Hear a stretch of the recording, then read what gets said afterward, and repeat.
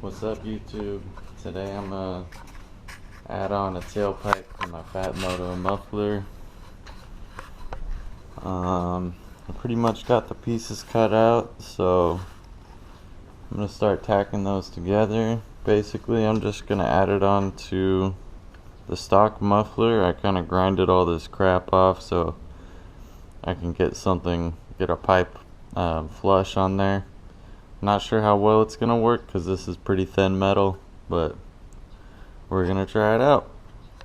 Alright guys, here's where I'm at.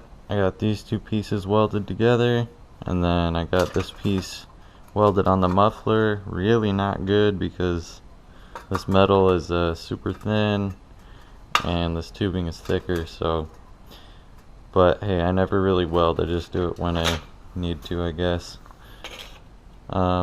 But yep, I'm going to tack that up, and if it fits, go ahead and finish it off. Alright, I got this pipe tacked, and it looks like it's going to fit right there just perfect. So I'm going to go ahead and hit it with the final weld, and then I'll be done with this project.